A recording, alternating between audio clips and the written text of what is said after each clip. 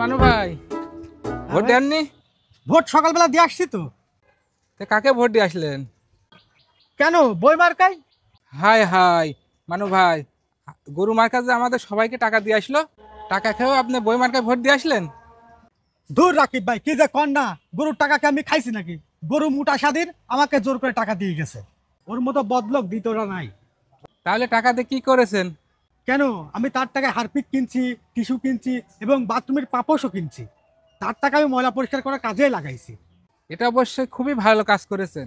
বদলোকের টাকা বদ জায়গায় খরচ হওয়াই উচিত। রাকিব ভাই, আপনাকে আপন মনে করে কথাটা বলে ফেলাইছি। আপনি আর কাউকে বলেন টলেন না। জানেন তো, কালুর মতো বদলোক আর এলাকায় একটাও নাই। মানু ভাই, আমার উপরে ভরসা না রাখতে পারেন, আমার এই গোপের উপর তো ভরসা রাখতে পারেন। এই কথাটা শুধু আমার এই গোপের উপরেই থাকবে, এই কথাটা আর কোথাও যাবে না। সেটা তো আমি জানি রাকিব ভাই। তো আপনি কোথায় যাচ্ছিলেন? আমি যাচ্ছিলাম একটু আমার এই গোপটা একটু ছাঁটাই করতে। আমি আসি তাহলে। ওফ, কিন্তু গোপ ছাঁটাই করার পরে আমার কথা আবার বেড়ে যাবে না তো? ও আল্লাহ, আমি কারে কি বললাম?